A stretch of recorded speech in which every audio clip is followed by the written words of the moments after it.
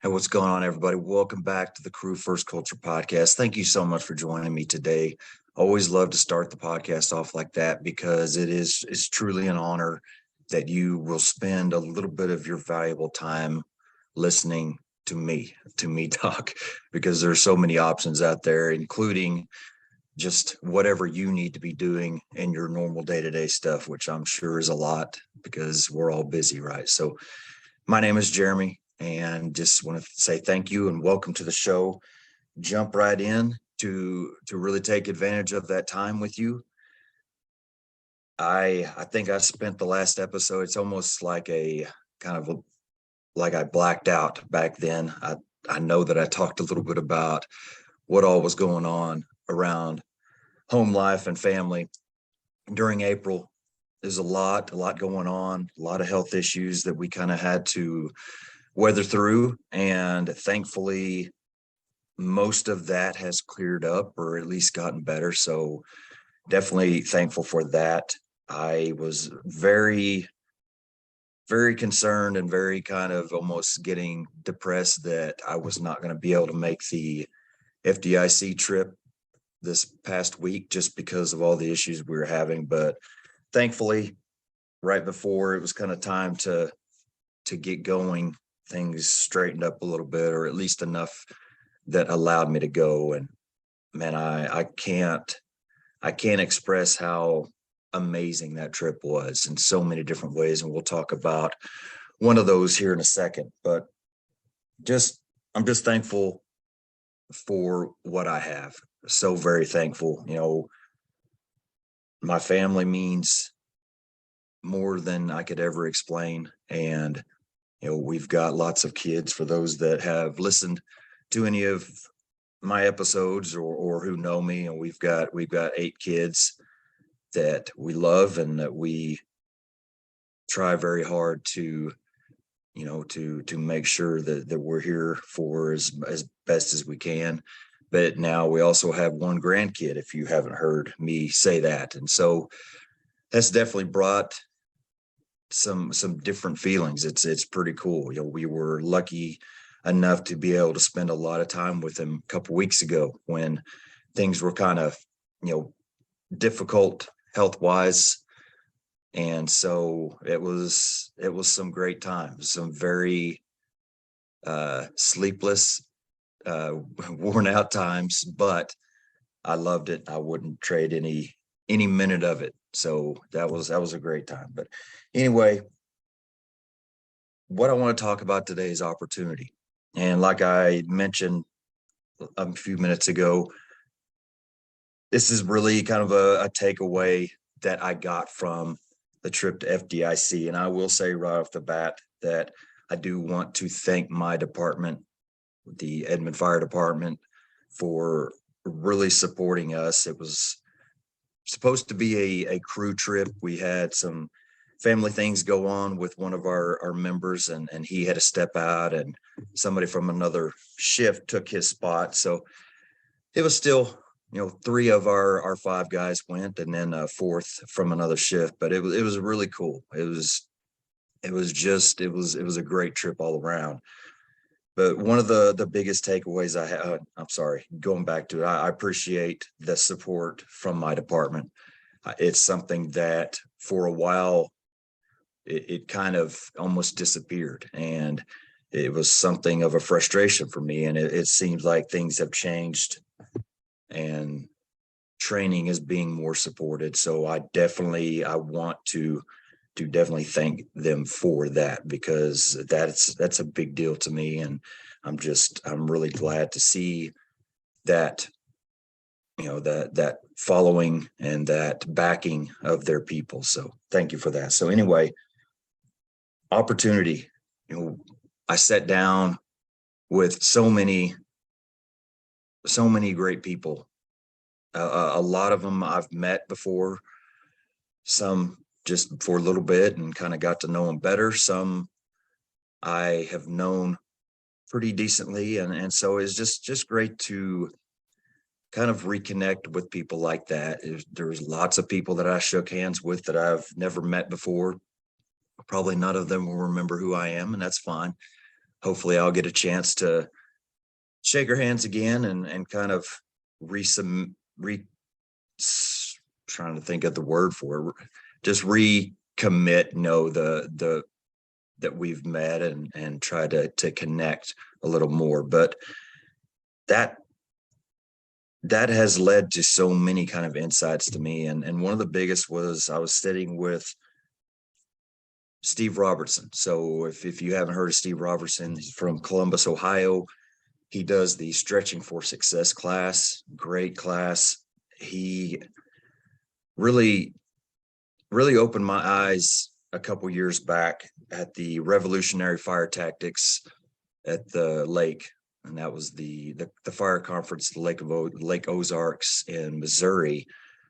I was helping with hands-on that day, and I literally just met him for the first time a day or two before that. Hadn't hardly spoken much to him. He didn't know really much about me except for maybe whatever Justin had talked to him. Justin had worked with him a bunch, so maybe he had gotten a little bit from that. But anyway, I kind of secretly placed myself in an area that I would be able to work with him because I wanted to learn from him specifically that day. And so it worked out. I shadowed him for the first evolution and listened to everything he had to say. And something really amazing and surprising happened in between that first and second evolution. He looked at me and he basically said, "You got this next one." And I was just like completely shocked and just I didn't know what to say. I had no intentions of instructing anything that day. I was just trying to soak it in. But what an amazing opportunity I was given. And so I absolutely jumped all over it with the kind of the small print of telling him, "Man, I'm going to do my best. I don't want to mess your stuff up here," because and when you create something like that, and he's given that class all over the US, you'll have a lot of investment in it. And to just hand that over to somebody that you just met, it was pretty cool. And so I wanted to take advantage of that. I did not want to turn that down. And so I did. I led the rest of the day, and he stood right by my side for a couple evolutions and just kind of, you know, chimed in a little bit here and there of some things that I forgot, obviously, since I had just listened to him one time. I'm not going to remember it all, but it was just a cool thing to see. When he chimed in about things I forgot, it was just a kind of a side note thing. It wasn't like he was interrupting me. It wasn't like he was making me feel insignificant. It was just like hey, by the way, this is something else that I like to bring up or whatever. It was very courteous, and it just really opened my eyes to the importance of not only mentoring, not only giving opportunities to those around you, but to truly take advantage of the opportunities that are given to you. And so it was just a great day. By the end of the day, the last evolution, he basically disappeared, for a big part of it. And that made me feel great, because that showed me that I was doing good enough that he had confidence in me to kind of take it over for that time period. So it was just a great situation for me to learn so many different little things about, just the art of mentoring and the ability to take advantage of the opportunities you're given. And so I sat down with him again this last week, and that situation came up again, and I just wanted to tell us, like, every time it's brought up, I feel like I have to tell him how much that meant to me, because it truly was a big deal. And something he said to me just really kind of, again, spoke very loudly. And he basically said to me, everybody gets opportunities. We all have opportunities, everybody in this room. And we were in some, restaurant bar that was absolutely packed from one end to the other. And he's like, everybody in here gets opportunities all the time, but what are they doing with it?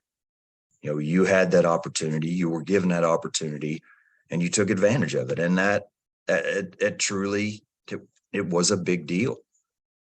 It completely could have had a different ending if I said, man, I'm just not really comfortable yet.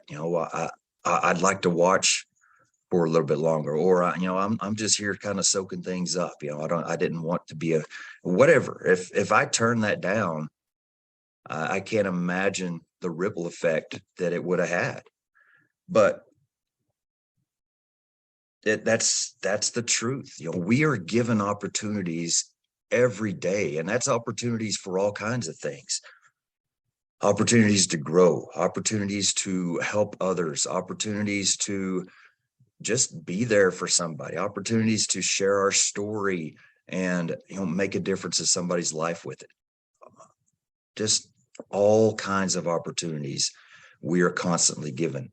And I think there's several things to that. The first thing is we've got to be paying enough attention that we see these. If we're flying through life with our head down, just trying to make it through another day, or just focus on the task at hand, or whatever it is, it's very easy for us to overlook these opportunities.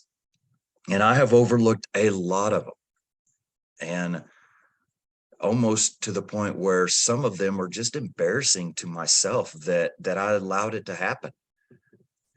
There have been times where it's like I look back on situations like, why did you not do something to help that person? That's ridiculous. And most of the time, it just leads back into I wasn't paying enough attention. And so that truly is kind of the first step in all this, to be aware of the situation, to be aware of what's going on.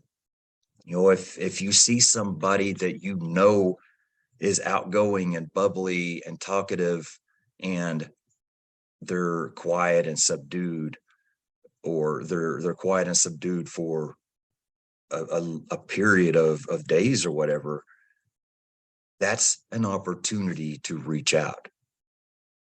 Don't ignore that. That might be something that God is placing in your life to be helpful to others, to add value to others, to just make a difference in somebody's life. Seeing somebody struggle with something, an older person trying to load something up, or whatever else. Those are the things that I have sadly let myself ignore at times. And it's wrong. It's not okay. Those are chances to help somebody. Those are opportunities to make a difference in somebody's life. And I am the worst about it. My focus level, my attention span is at 8-year-old ADD, ADHD levels at times. I've really got to make myself focus and intentionally slow down and pay attention to what's around me, so it's easy for me to miss. But that's kind of the first thing. The second thing is just, once you see those opportunities, doing something about it. It sounds easy, right? All you got to do is take advantage of those opportunities. But so many times, I know that I have found myself, and I hear it all the time, people are looking for a reason not to do something instead of looking for a way to make it happen. And I'll preface this by saying I get priorities. I am fighting the priorities and the balance and all of this stuff constantly. And I know that there are things that I just have to say no to. I know there are things that I have to really limit myself for. So when I say this next thing, don't take it as I'm saying do everything and throw your family under the bus and all this. But we have to take advantage of opportunities that are given to us. And when I say that, like I just kind of mentioned, there is some give and take to that. I'll just throw this out here. So one of the most amazing blessings, one of the most amazing opportunities I have ever been given has been recently when I've been asked to be a part of the TRT, which is the tactical resiliency training team that Rick George, Dave Gillespie, they started. They've been doing classes, started out with, I believe, 8-hour classes and went to 12 and now they're going through 24 hours straight of classes, just teaching resiliency and helping people through just all kinds of stuff. And I know that this is the team that I've talked about on here before. They are absolutely amazing people. I wanted to work out a way just to meet them, last month or I guess a couple months ago now. And because of that opportunity that I made happen, just making sure that I got out there to meet them, God has placed lots of other opportunities in my path. And one of those opportunities is being asked to be a part of that team. And I cannot explain how much of an honor that is, because I am in awe of these people. These people are just, they're amazing. Each of them are horribly scarred by life, have faced challenges that, would make a lot of people shrivel up and die. But they are fighters, and they are people that continue to win the challenges that are put in front of them. And man, they're strong people, so strong. And I'm not talking about physically, which most of them are pretty impressive human beings physically as well, but such strong personalities, such strong will. But at the same time, these are the most humble and vulnerable people I've ever met. And that is exactly who I'm drawn to. It's like a magnet for me. I want to be around those people. And so being asked to be a part of that cadre, that tribe, really is the best way to describe them. It's very intimidating. Yeah, I just wrote one of them earlier this morning and told them that it's very intimidating to come in as somebody new to a group that's like that. They're so connected and committed to each other. But man, it is so exciting to have those people on your side, to be a part of that. It's just, I can't truly put it in words. But anyway, Rick invited me to their 24-hour class at MAFC here in a couple weeks in Atlanta. And this was something I had no plans for. I didn't even submit. I wish I submitted to the conference, but I didn't. So there was no chance of me going. I had no plans of it. And so he offered that to me. And as soon as he offered it to me, I knew this was an opportunity that I had to jump on. And so what does that mean? What does that truly mean to me? What does that tell me? That tells me that I have to take that opportunity. So if there are other things that I need to drop or I need to step away from so that I can rebalance those scales with my family, that needs to happen, because this is not an opportunity that I can waste. I have to make this trip. And so that's exactly kind of the conversation that my wife and I had. Is I just try to impress upon her how how special this invitation was, and how almost like I am I have something laid on my heart that this is something I need to be a part of. And so, that's kind of where it went. Were there some things that I needed to take step back from? Luckily, May was, pretty well open. I didn't have any, other trips planned. So it worked out really good. But that's the difference. I'm not saying jump on any and every opportunity. I'm not saying to totally throw priorities out the window and family time out the window. I I truly don't see how a lot of these people on the circuit make it through family life and shift life as much as they're gone. I don't. I'm not. I have nothing bad to say about it. They're making it work, and they're sharing a message. It's awesome. It just it's hard for me to understand how all that works, because I don't feel like I could ever balance it all out, but they make it work. I can't. But that's just the thing. We're all different. We all prioritize things differently. We all have different size families and different personalities of families. And so we just have to figure out a way to make it all work, to keep it all in balance. Find the priorities that are truly non-negotiable find the opportunities that are truly non-negotiable, and don't let those slip away. If it comes to it being in the way of something else, then maybe there's something else that needs to go so that you don't lose that chance. So that's really the meat of what I have to say. We are all given opportunities. I am a firm believer that every day we are handed several opportunities each day. And no, that doesn't mean that it's some huge, event that we're invited to. It could be just something as little as picking flowers for your wife because you see them and you know that she likes flowers.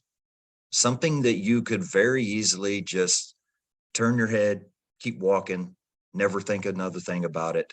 She wouldn't ever know because it wouldn't be any different. But it's something that you just thought of and you took the time to do something. So take advantage of those opportunities, especially when they are going to add value and make a difference in people's life. And even above that, especially when it's going to add value and make a difference in the lives of those you love.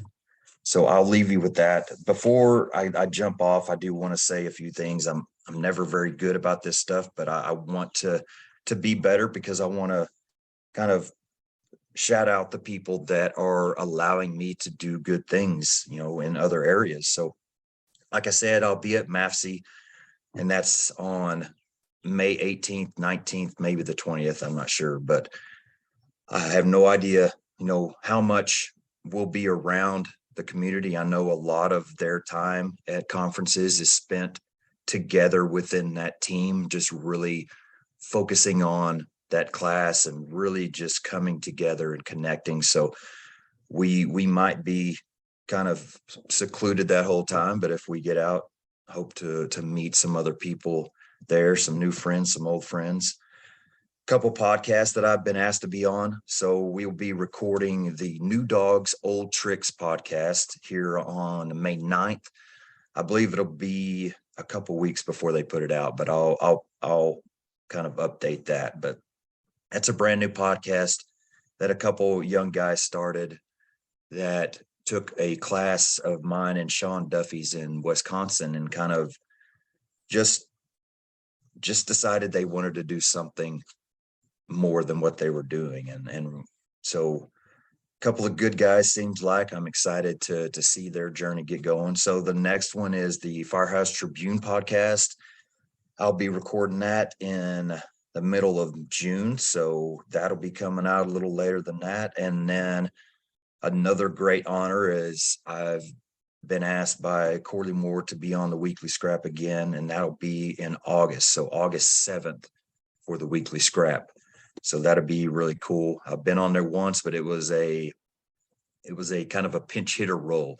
He had somebody cancel, and literally a couple hours before the show, he asked me if I could come on and just fill in, and I came on, and just we talked about some random stuff, but definitely good to get on there and truly dig into some things about me, and whatever else the podcast, my passions, connection, leadership, culture, all the stuff that I love to talk about. So that's really exciting. Sounds like the TRT team will be doing that developing high performance class again, most likely at the North Florida Fire Expo in 2024. I believe it's in February this time. I'll try to get those dates, but if that is something you're interested in, keep an eye out for that, because there are only usually about 20 spots and they go very fast. So I will update that as I get some more concrete information on that. So just a few things there. And I'll leave you with this, one of my favorite quotes from one of my favorite people that have so many quotes out there, Coach John Wooden. He says, when opportunity arrives, it's too late to prepare. Keep yourself prepared. Keep yourself ready. Keep your eyes open for these opportunities and jump on them. If they are something that it's something you feel inside you need to do, don't ignore it. No matter how big the size, how little the size, if it's something you feel like needs to be done, make it work. Take advantage of those opportunities and let God do work. Because, man, I promise you, he is doing work all the time. I love that term, do work. Of course, I say it every podcast. You talk about somebody that does work, that's him right there. Let him do it. With that, I'm going to get off of here. And like I always say, stay humble and do work.